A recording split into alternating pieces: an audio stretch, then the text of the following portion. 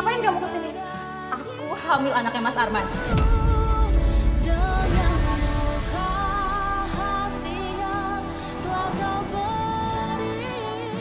Kenapa kamu sejahat ini, Wah?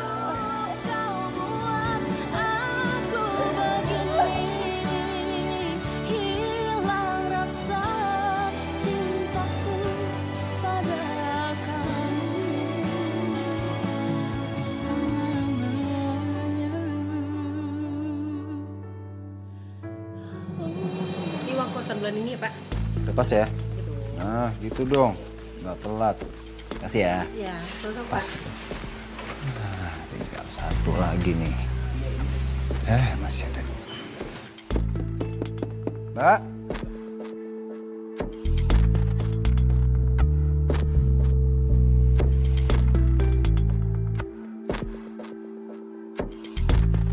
Uang kosan? Nah, jatuh tempo nih, tuh. Oh, sebentar ya, Pak.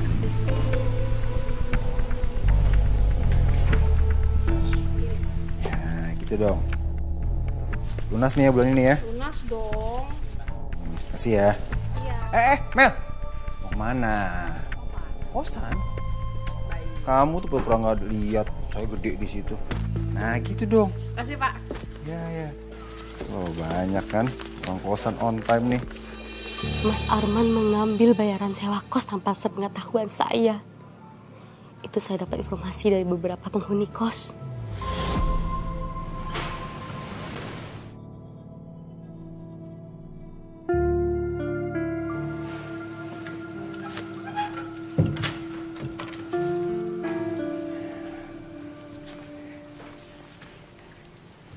Sayang.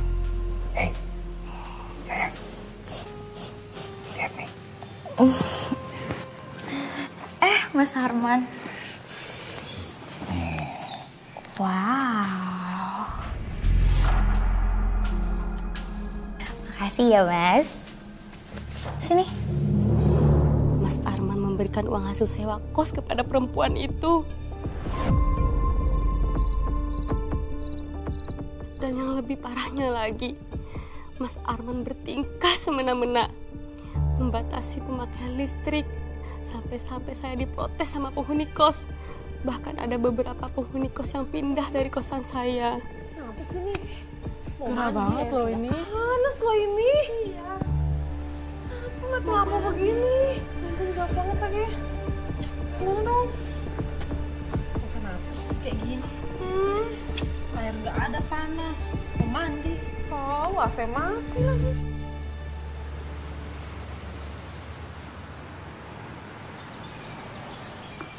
Assalamualaikum.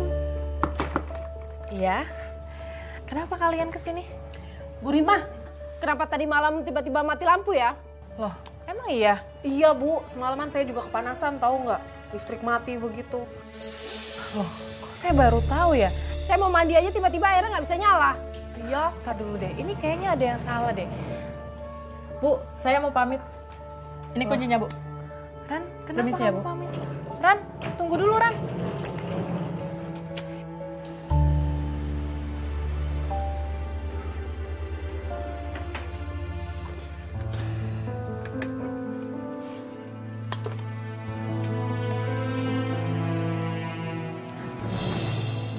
Kamu jangan bikin peraturan yang bikin ngerugiin aku dong.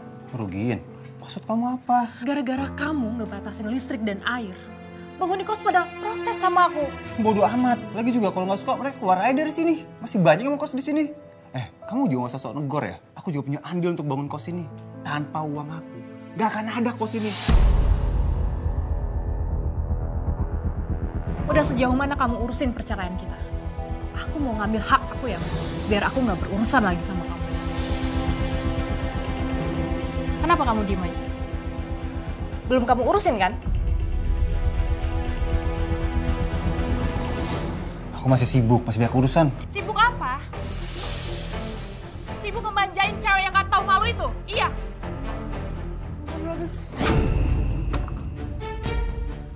Berani kamu nampar, aku laporin kamu. Kalau bulan ini kamu gak ngurusin perceraian kita, aku akan usir kalian.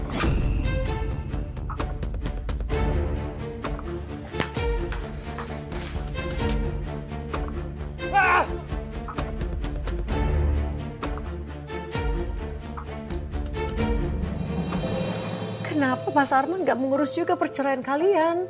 Itu dia Mbak, itu banget yang membuat saya jengkel. Saya tidak tahan harus berlama-lama melihat mereka berdua di rumah saya. Apalagi mereka sampai bermesra-mesraan Mbak di depan mata kepala saya. Kebayang Mbak, lalu sampai seberapa tahannya kalian tinggal serumah? Saat itu saya sudah pasrah Mbak, pasrah harus berlama-lama tinggal dengan mereka. Tapi Mbak, beberapa hari kemudian saya dikejutkan dengan berita besar Mbak. Berita besar apa Mbak Rima? Mas kapan beliin aku mobil?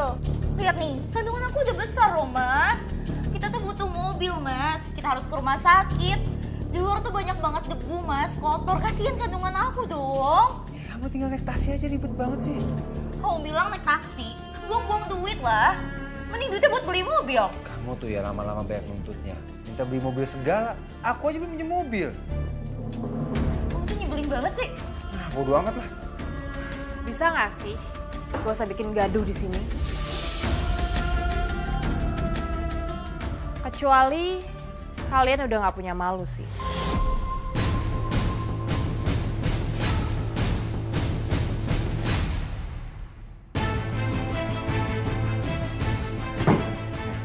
Denger ya, kamu udah bagus mau aku nikahin. Kamu kan janji Mas mau beliin mobil. Mana buktinya mana? Aku tuh butuh mobil Mas. Kamu ngapain sih? Bawa-bawa tentang keluarga, tentang pernikahan. Kenapa? Kamu bilang kamu pengen nguasain ini kosan. Buktinya mana Mas? Hah? Kamu aja gak berani ceraiin si Rima.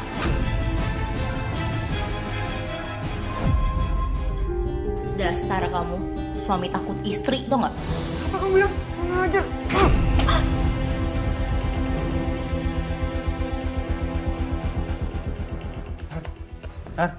Sar bangun, Sar.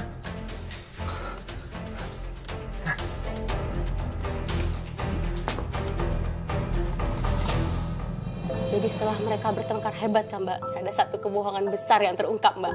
Kebohongan besar apa Mbak? Ternyata setelah Arman membawa itu perempuan ke rumah sakit, dia sama sekali nggak hamil Mbak, nggak hamil. Hah? Dia gak hamil? Nggak. Sini.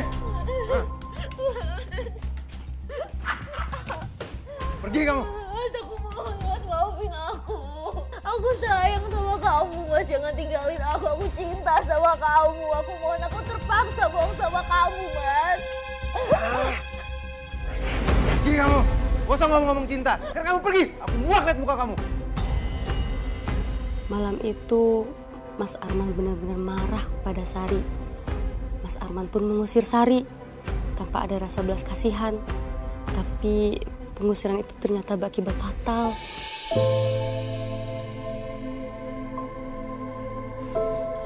Rima.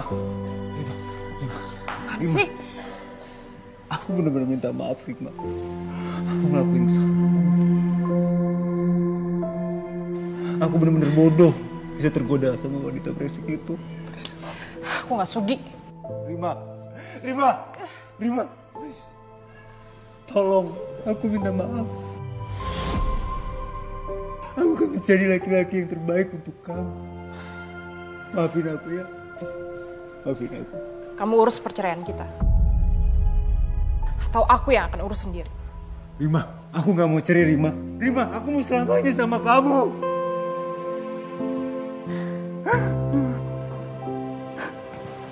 Aku minta maaf, Rima.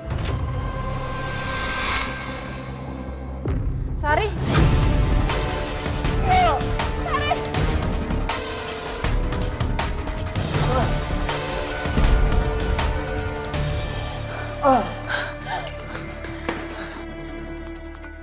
Dasar wanita biadab.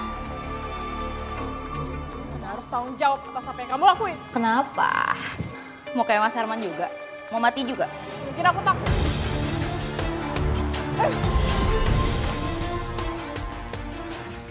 Mas Arman. Mas Arman. Mas Arman bangun. Mas Arman bangun, Mas. Tolong Mas bangun sekarang, Mas. Mas, aku akan maafin kamu, Mas. Mas, bangun, Mas.